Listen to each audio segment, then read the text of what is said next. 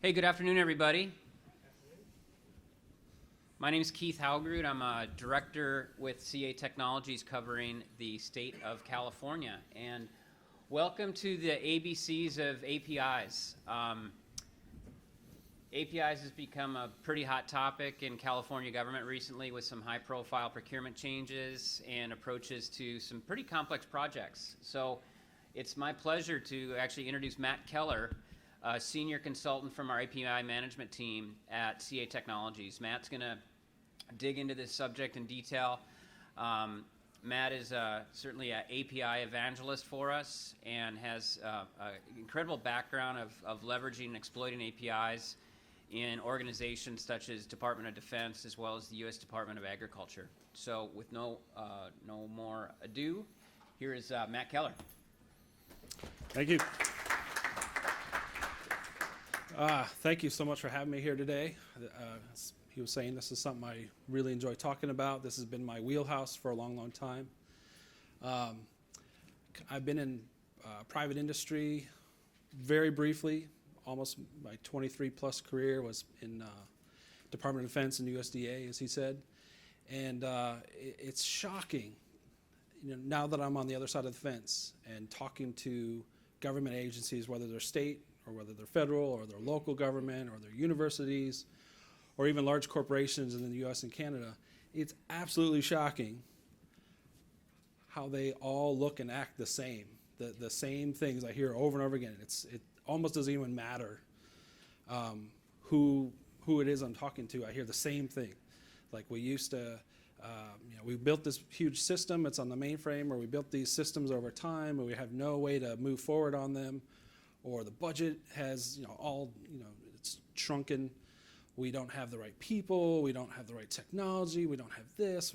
This group can't get along with this group. And when we tried to do this a couple years ago, it failed. So, we don't know what to do now. It's the same thing over and over and over again. It's quite astonishing. So the cool thing is, for me anyway, is that I'll just be upfront. I'm not going to sugarcoat this. There's a saying, to the man with a hammer, the world looks like a nail. And for me, in my experience and what I do, APIs, have been the thing. And I'll go into more detail to kind of back that up, but I'm just being straight up with you. It's a wonderful tool to have in the toolbox to modernize, to be more iterative, have faster time to market. Even if you only have a little bit of money to do a little something this year, the APIs that you build will serve you long into the future, even if you don't get to build the user interface for that, or you don't get to build other back-end systems around that. Having these APIs, they can be used for mobile things you never even dreamt of. They can be used for integrating with new COTS tools that somebody, don't exist today, but 3 years from now you find them. You're like, cool, we already have an API. We can send this data up to that thing in the cloud or what have you. So it's pretty awesome. I'll go into more detail. So I'll be talking about what are APIs. I'll spend a bit of time on that. Why are they important? What is API management? So that's the world I come from. So adding some tooling around the APIs that you build so that you're not stuck building everything.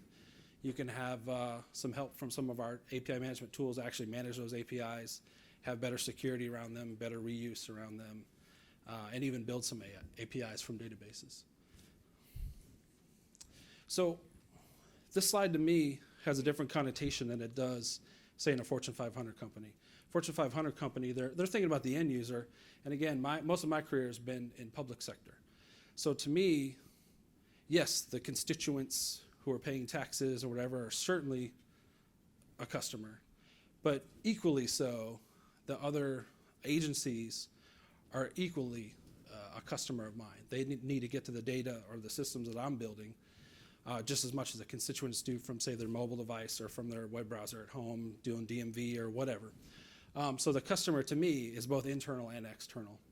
And APIs certainly help on both sides of the fence. They really don't discriminate on where the call is coming from. So we talk a lot about the application economy and how applications are driving businesses, whether it's government or not. And a few things are kind of stable or the same over time. and that you have identities or people trying to access your systems. You have the actual systems or applications themselves. And now APIs are kind of that glue between the application and the data. That glue, that reusable component. And I'll just jump into, I'll sprinkle in little technical things along the way. APIs are great in that they don't cook in the user interface with the data access. So that separation of concerns, that separation of accessing the data securely for that caller, and how it ends up looking are totally separate. So if you don't get anything out of the talk today, APIs help enforce that and help make it reusable. So whether this is going to be shown like a web app calling a mainframe and there's an API in the middle, 3 years from now you want that same mainframe call that's exposing an API to be accessed through an iPad, it doesn't care because there's no user interface component to an API. So what are APIs? So they're not new. It's an application programming interface. We've had those in software development for a long, long time. And again, my background started as a developer in Department of Defense and then an architect and a team lead and what have you over the years. So certainly used a lot of APIs. And here's a really boring explanation. Don't even read it. Here's what you want to know. So we're really talking about web APIs that operate over the web using REST and SOAP. And I'll talk a little bit about REST and SOAP in a minute, but that's really what we're talking about today. So here's an example of a simple REST API. And again, the power of APIs is that they're reusing things that we already have for over a decade now, or pushing 20 years now. I actually put my first web application out on the Department of Defense network in '94, so 22 years ago. So using those same technologies of HTTP or HTTPS, you can actually make calls, and this is a nice little side effect of one flavor of APIs called REST APIs, that you can actually use a browser which sends GET or POST calls. Again, I told you I'd sprinkle in a little bit of technical stuff. So your browser can do a GET call with this URL, and I'm looking for the person named Scott, and I got back this weirdly formatted data. Has anyone seen this format before? JSON. So this is the lighter weight version of XML, or the replacement for XML. So for a long time in my career, we're doing these heavy SOAP services with these heavy XML payloads where there's all these tags that look like HTML around them. And that was great. You could make a new data format on the fly. I could mash data together on the fly, and I could build systems really quickly. But there's a lot of stuff around each little piece of data. And this newer JSON format, which is JavaScript object notation, makes it far lighter. There's less little tags around each and every little thing. So the data is somewhere in the neighborhood of 20 or 30% lighter. It really depends on what your two different payloads look like. But the cool thing about this, here's another little takeaway, is the tooling. So there's a bunch of fantastic tooling to make REST calls and get back this JSON format and have it display beautifully on any device. I know many of you have had an app that you loved on your phone, and you put it on your iPad or your other tablet, and it looks horrible, or it only works vertically, not horizontally. That type of thing. Again, the API is just sending the data, has nothing to do with the user interface. If you want to add new user interfaces that nobody dreamt of, you can. So we've had that thing where APIs are getting the data there, and maybe somebody created an application that mashed up some of the enterprise corporate data and showed it on, say, a Google map. And now the people who are doing house visits to the constituents can actually see on the map where they're going and whatever. And all they had to do was take the Google Map API and mash it up with the data in the browser in a secure HTTPS session. And you've just mashed up and created a new application using the Google Maps API. I'll go into more detail later. So again, I've already hit on a bunch of this. The beauty of APIs is reusing all the stuff we already have, the stuff that's been running, every little thing you've done on the internet is kind of the engine behind it. And it really doesn't care who the caller is, and it doesn't really care when they wrote that API, whether that was on a mainframe or it was Windows or .NET, Java, whatever. Really doesn't care. So what's the big deal in all this? I have a really cool slide after this one. Actually, I'll just jump to the next slide. I love this slide. It's 5 years out of date. And I think that's what makes it extremely compelling. So here's Google, for example, 6 years ago now, roughly, doing 5 billion API calls a day. And these are authenticated calls, just like we would run in our world, where we have PII and other data we're trying to protect. You know, they're trying to protect their Gmail and other systems from overuse or misuse. Likewise, Facebook, obviously those are all authenticated calls except for a couple. But they're literally running their huge businesses all on API calls, billions and billions per day. I'm actually unable to find newer numbers. I actually have down there the programmableweb.com is where I got this from. And I've been unable to find newer numbers, but billions and billions per day. And that's how they run their business. So have we seen this before? Yes. So it's kind of a cute slide. At one point, do we really need a website? And then at some point, of course, we have a website. Likewise with APIs. So a lot of the systems I've architected over the last 15 or so years have been built upon layers of APIs or utilizing APIs, whether it's ones that we built or ones that we're calling, say, up in Salesforce, or the Google Maps API is an extremely common one as well. So Amazon's an interesting case study. As you know, Amazon started out as an online book retailer, and look at them now. They're kind of like the default go-to when you talk about moving something out in the cloud, running your enterprise out in Amazon. I know on the federal side, there's a real push with this FedRAMP to push a lot of stuff out of the on-prem data centers out to Amazon, because they're doing such a good job and they're able to actually pass the super strict, stringent, security scanning and security review that they have for systems out there. So, I mean, they've gone from an online book retailer to kind of selling anything to, hey, Amazon doesn't have this, but here's a list of people who have. Those are all API calls, calling out to their APIs and getting back, how many do you have? What's the price? Oh, they have a used one for $5 less. Those are all API calls. And this is, again, from 2002, their mandate to kind of get from the book retailer to where they are now was everything is through APIs. You must design it so it's easy to use. So if a complete stranger outside of our little world wanted to use it, could they figure it out? Because the goal is to get adoption. You build the API. It's not just for you. That's the wonderful thing about APIs is you can expose that API out.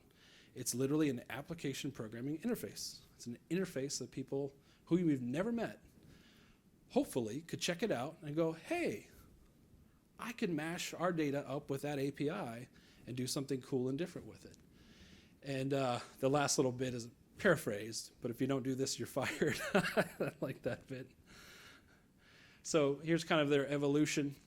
I kind of stole the thunder of this slide, but they went from the books to retailer of anything to more personalization. We've seen that. And again, that's them firing off things and looking at, like, here's what other people bought.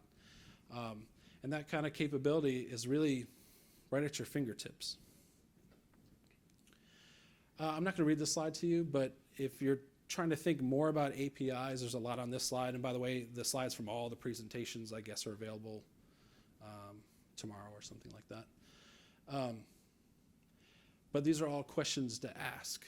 And I think the biggest one, the key one, is when you're making an API, it's a little short-sighted to make one that just works for you, and instead try to make one that even if we hired somebody new or a totally different agency wanted to use it, they'd be able to figure it out and get that reuse out of it. That's the big thing.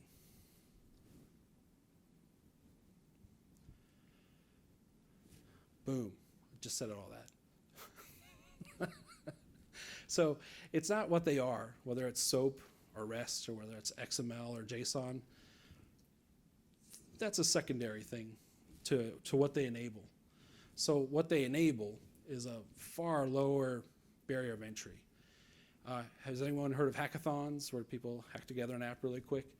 I mean, imagine that's just unheard of, to have people hack together an application, taking something from here and something from there, and boom, there's a new app in a day. We weren't doing that in the government.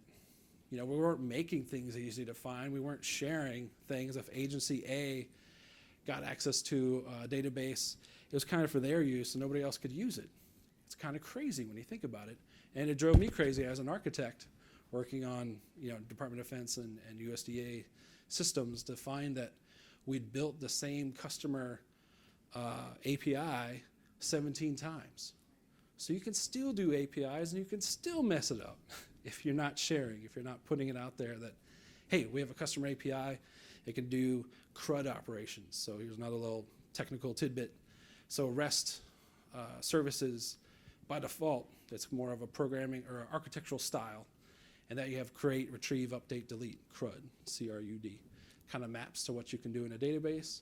And it's a nice thing. If you think about it, that's really what you want to do. I want to take that customer record, I want to create one, I want to pull it back, I want to update it, I want to delete it, and I would add search. So as an architect, I was always talking about CRUDs with an S. That's my little thing that I throw in there. The S is for search.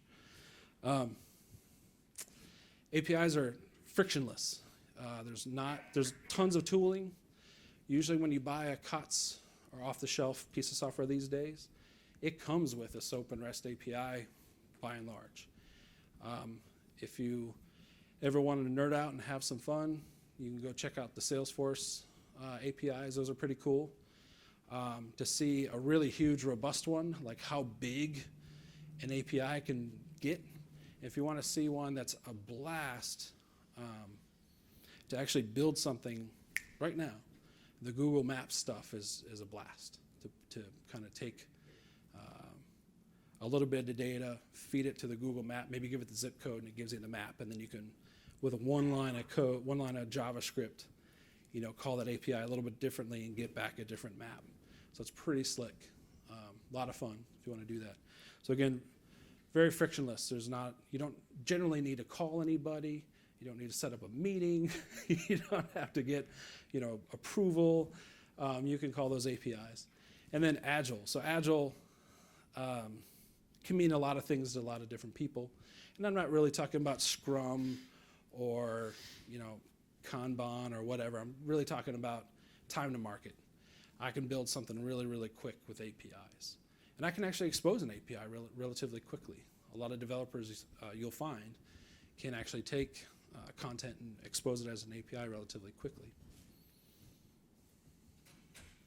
So again, APIs do not care about your operating system. They don't care about your database. They don't care about any of that. It's really just exposing an endpoint that you can call. And if you call it the right way, like let's say you want to get customer, and you want to get it by their ID number, like the little hidden ID number of 123 or something, it really could be as simple as calling the API /customer/123. And if you have the right, authority to see that, because there's a whole layer of security that never goes away, you're getting back that data. So it's pretty straightforward. So APIs are allowing us to create applications, again, anywhere from enterprise grade, like Salesforce.com, huge APIs, all the way to hackathons. Everything in between is possible. It's really up to how you design and architect it, whether or not you have a proper layer of security on there, whether or not you have a whole bunch of other threat protections in place, and things that protect the data as well. So APIs, talked about this quite a bit, but that's kind of the point of the talk today, is integrating new and old systems together. So taking what you have and doing something new with it can be relatively simple, especially if you have some strategy around it and a little bit of foresight to think, well, if we just had the security in place to show these 5 things, we're like 80% there. It's the Pareto principle, the 80-20 rule. It happens everywhere in life, and it certainly applies here. And you'll find that just designing and architecting something relatively straightforward with decent security on it, that you have this huge jump start. And I'll just take a moment here to tell you about my best day at work ever. Isn't that today? Besides today, thank you. My best day at work ever. I worked for Department of Defense, and we built a bunch of SOAP web services. This is before REST came out and was easier to use and was available. We built all these SOAP services to access all of our core objects or core concepts or use cases for what we did in this defense agency. We built a little bit and put out a system. We built a few more, exposed another system, refactored a few, and we're in a pretty good spot. And one day I get asked or demanded to show up to this meeting. It was going to be representatives from the Army, Navy, Air Force, Marines, and the Office of the Undersecretary of Defense, and DISA, which is the big IT arm, and they were going to inform me that I was now responsible for this 18-month project to take what we had and expose it through this Air Force portal. It was an 18-month project. They already had a team analyze it. They already had a team price it, cost it. They got budget for it. And I'm just being, plucked out to run it.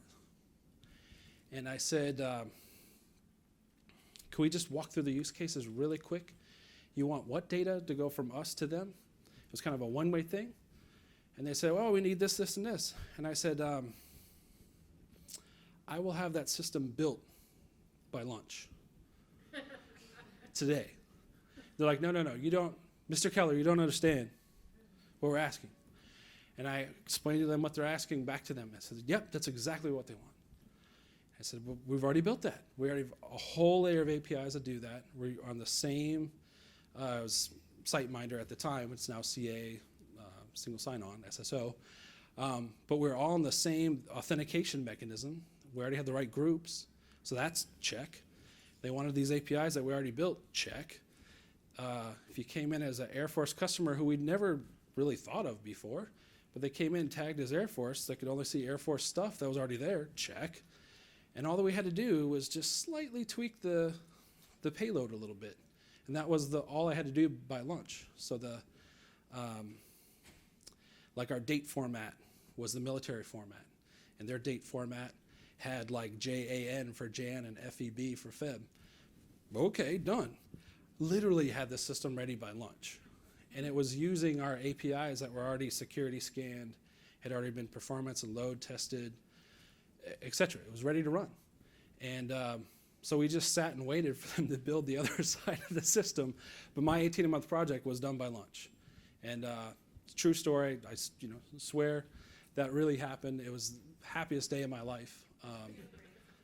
No, not at all. Not at all. You know how it works. Yeah, I actually got Employee of the Month. Parking spot that did not exist. Not joking, because we moved to a new building. They hadn't. Nope, I got $200. $200. Thanks a lot.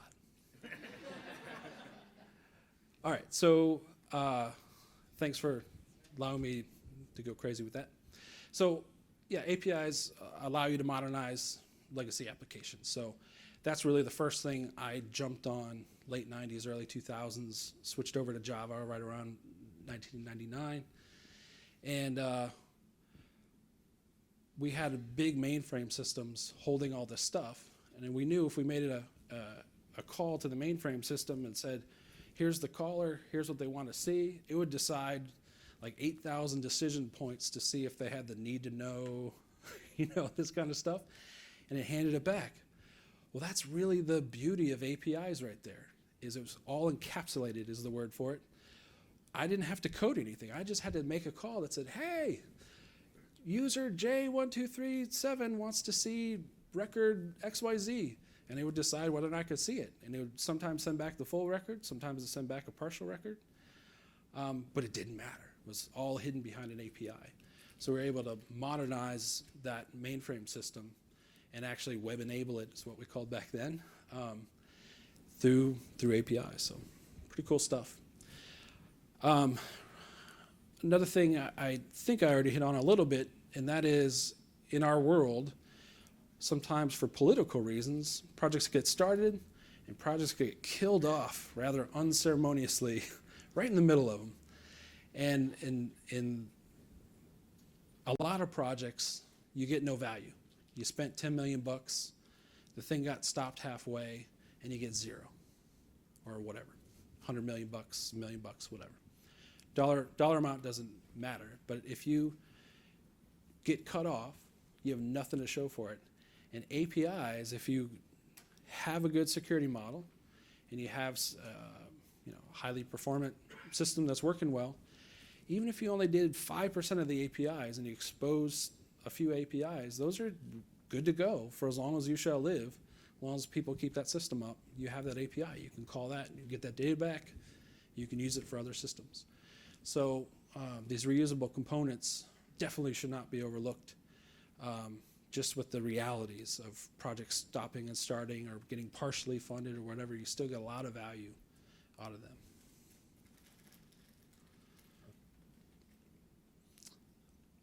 So I'm getting a little technical on this. I'll do it really quick. And I'm actually jumping ahead to a little bit about API management. So having some API management tools lets you create a nice clean API and let the management tool handle a bunch of stuff for you. So you build cleaner APIs. And I'll jump to that later. I'm not going to go into this for now. So I'm here, we have a bunch of tooling, bunch of cool stuff. I'll talk about it briefly in a moment. So why is all this API stuff exploding? Why is California suddenly, making a shift?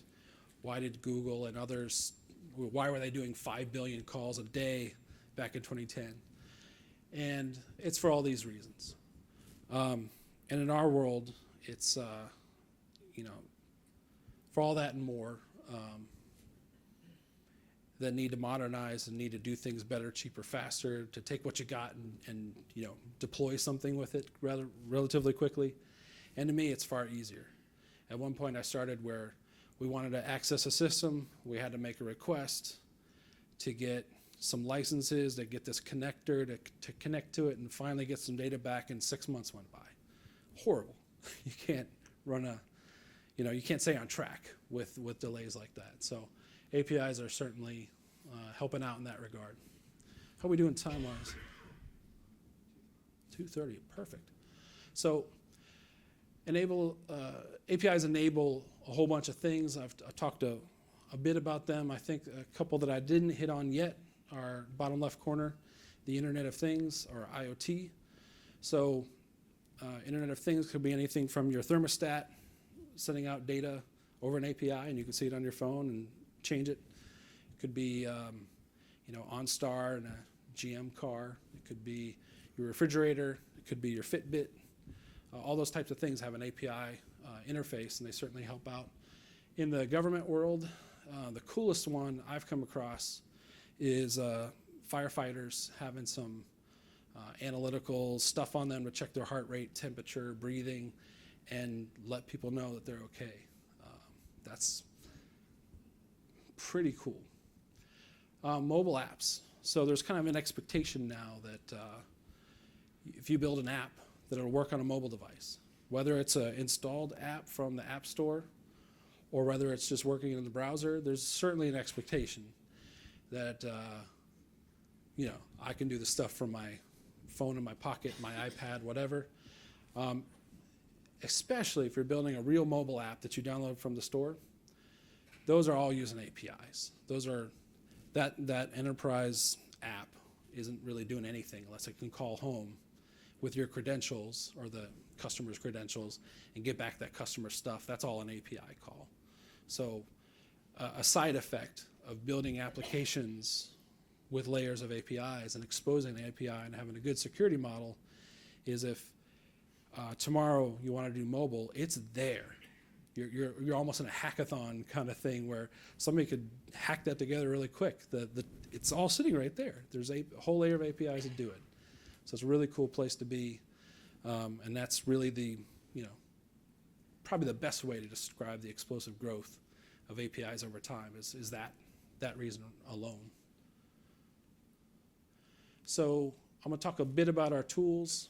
I don't want this to be a sales pitch, but we have lots of happy customers. But I want to give you a feel for what API management tools in general look like. I really don't want this to be a sales pitch, but I want to give you a feel for what some tooling can do around API management. So kind of at the centerpiece is an API gateway. So has anyone ever heard of service-oriented architecture, SOA? So a few of you have done that. I lived through that. We bought a bunch of tools. We tried to adopt the methodologies. We tried to ramp up the developers. We installed a bunch of stuff and didn't get a whole lot of value out of it. Why? It was too heavy, took too long to implement, and something much lighter has replaced it, and that's these gateways. So gateway is a real simple edge of the network type device that acts kind of like a network appliance.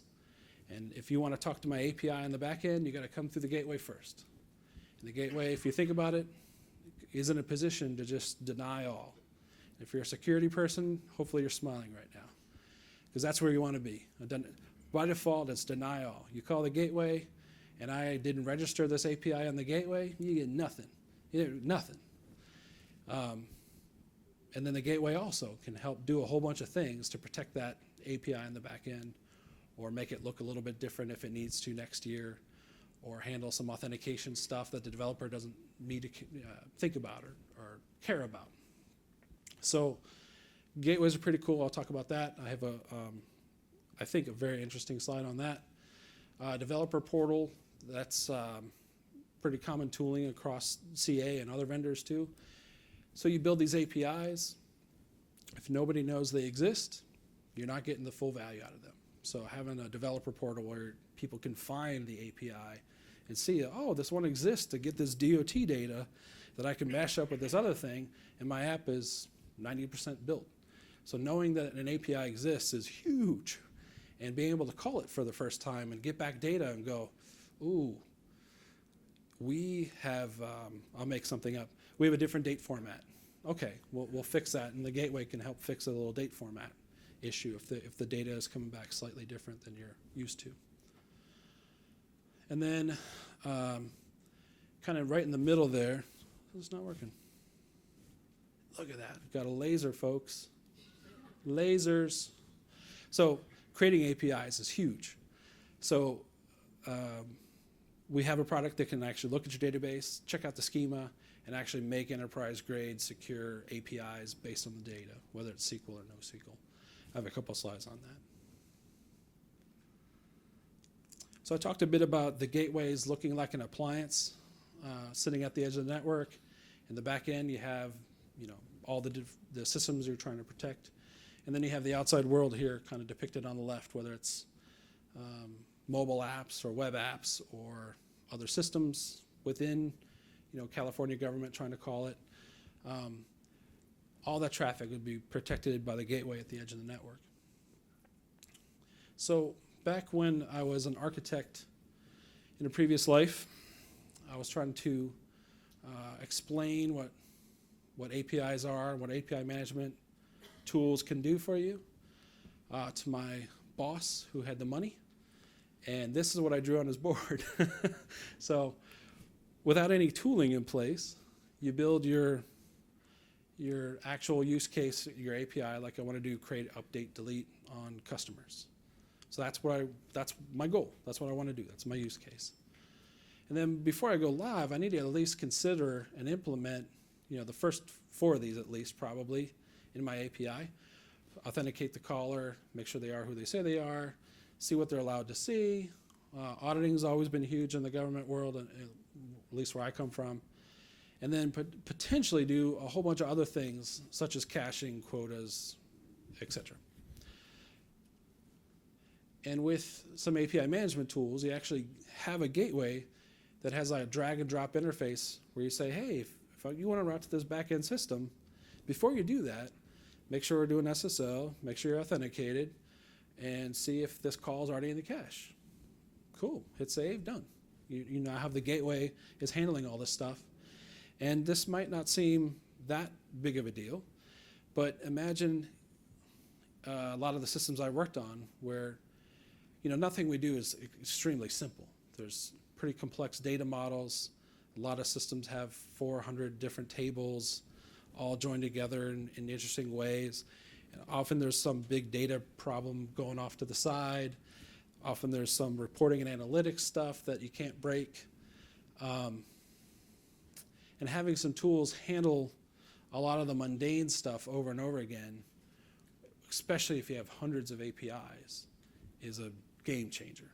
So you kind of can set stuff up globally, authenticate all these calls, make sure whatever, and you end up writing nice, clean APIs.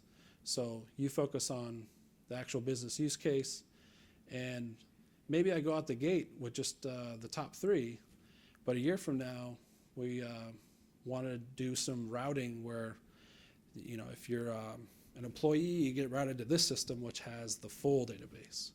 But if you're a customer or a constituent, you get routed to this one where there's no possibility for leakage of data that they're not supposed to see. So conditionally routing, you could just throw that on later, even though the developers originally didn't do that. The gateway at runtime goes, oh, I see you're in the employee group. Boom.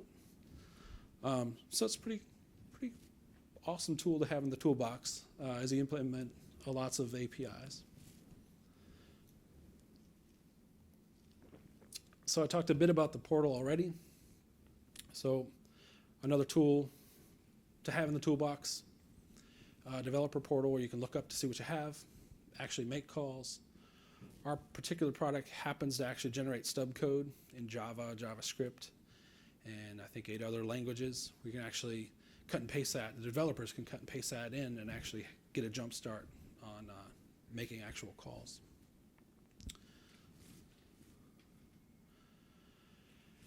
And then this question used to plague me quite a bit, which is, Matt, we got these databases. We generally don't have a whole lot of developer staff hanging around who are free to make APIs against our database. And we now have a live API creator product, which actually lets you point and click, connect to your database. It'll actually walk the tables. And what that means, it's easiest probably to do like a shopping cart example, because a lot of people have used a shopping cart. But imagine a shopping cart is there, you order some stuff, you have your payment method, your address, whatever, and that's your view of the shopping cart. And you have a different shopping cart with different stuff, different payment, whatever. Anyhow, in database-wise, you end up having tables joined together. So there's a customer table and a products table, and you picked a couple things and put them in your cart. So now there's another table that has like a join of, products and how many you ordered, and then you might have a shipping address you used this time and a different one you use next time. That's another set of tables to walk. So that becomes a real pain to express that as an API, as it gets more and more complex, the more stuff you want to support. So our actual live API creator tool, which just letting you know what tools are out there, actually walks those table definitions and actually makes an API right off the table with pagination. So if there's too many records, it'll let you paginate and see the other records with subsequent quals, do create, update, delete, do all the security, all that cool stuff.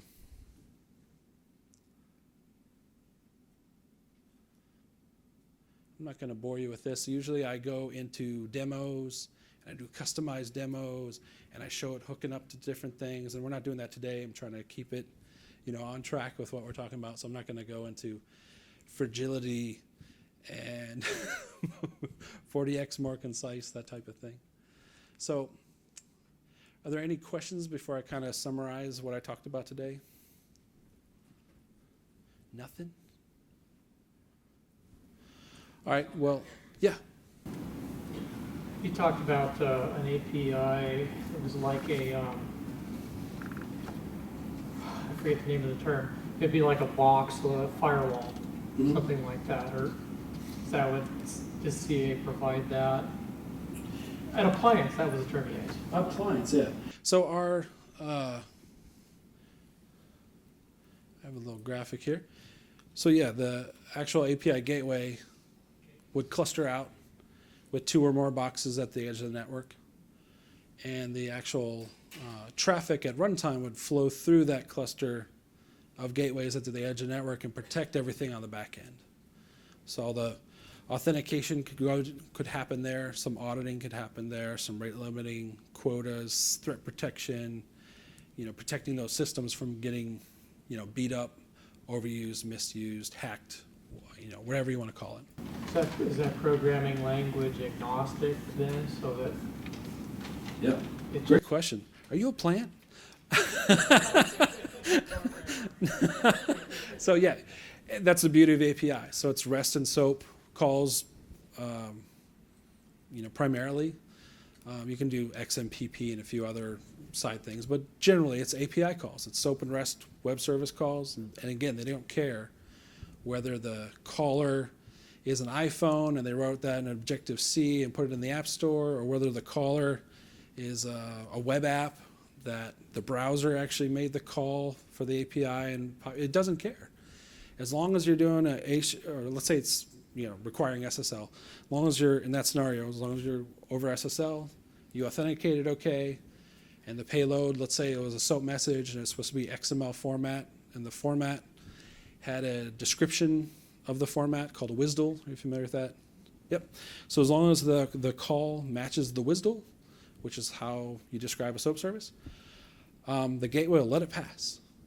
The nice thing about having a gateway handle that before the person actually calls that back-end system is, let's say the WSDL was describing a customer API to create, retrieve, update, delete, and it called that API and it asked for something completely foreign, completely not part of that WSDL, not part of that description.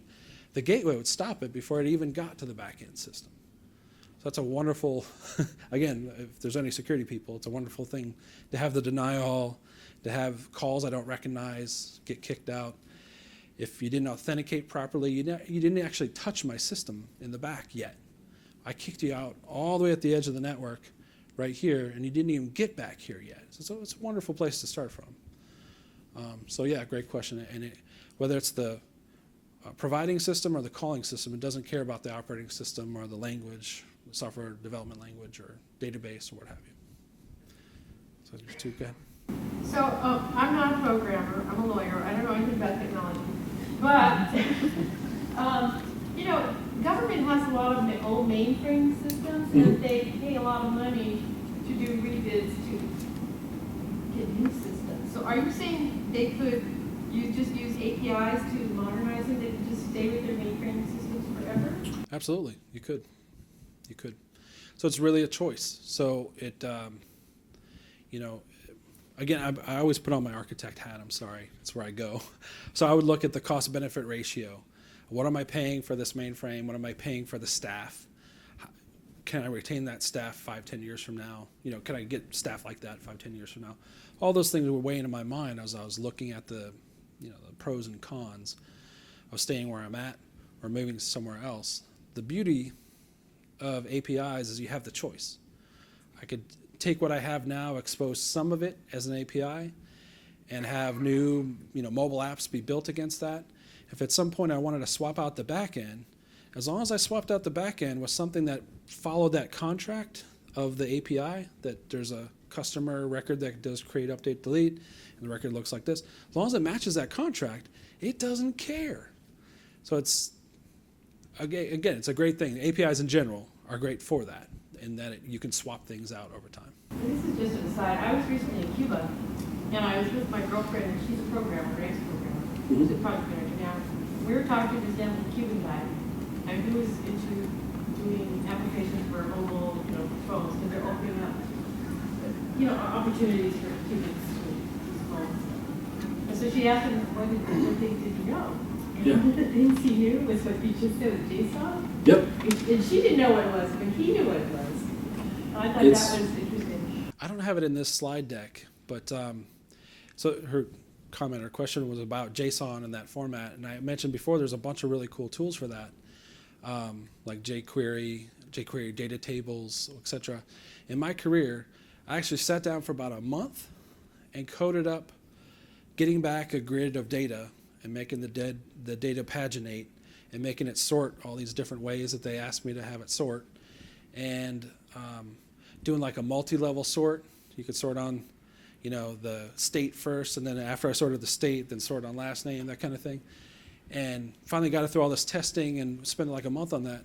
Now there's tools where if you have an API call that's returning JSON, it's one line of JavaScript. It's like, what was I doing with my life? You know, like, can I have that time back?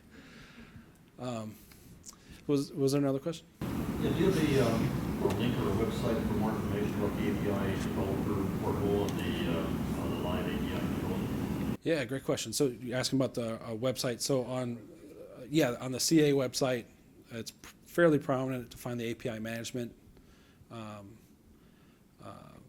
links on the homepage. I can actually give that to you. I can jot it down if you want, or what have you. But it's all pretty easy to find. You'll find info on the gateway, the portal, and the live API creator, and some other interesting white papers too. For some reason, I generally don't go into it, but the Gartners of the world and the Forresters of the world love our products, so I always end up in the upper right quadrant. It bubbles around a little bit, I think, just to make it look fair, but we've been a leader in that space. Some of those reports are up there too. They're a pretty interesting read to see, you know, what's out there and what the tools can do for you. Like, what's the core website you have access to? CA.com for CA Technologies. I'll give you my card too. Yeah, great questions. So,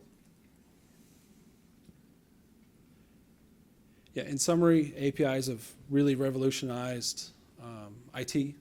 When I started, we were doing all this custom development, and the thing we built this year had no bearing and didn't help out the thing we built next year.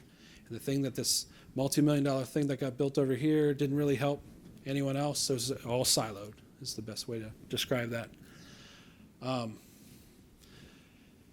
Using some API management tools, all the repetitive stuff where you have lots and lots of APIs and you're doing the same kind of security and auditing and what have you, having a gateway or a tool do that uniformly across the board and have it repeatable is phenomenal rather than coding that all up over and over and over again. So having some API tools to make that repetitive stuff happen is certainly nice. Don't take my word for it. Go check out the website. You see we're best of breed. Definitely have a focus on security. Definitely have a focus on performance. And how are we doing on time? We got a couple minutes. Do we stop at 50 after? Ish. Okay.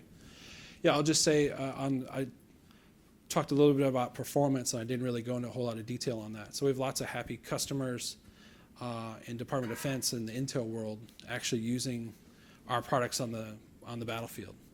So imagine Department of Defense having, you know, missile platforms and tanks and helicopters and what have you, all built by different manufacturers over many different decades.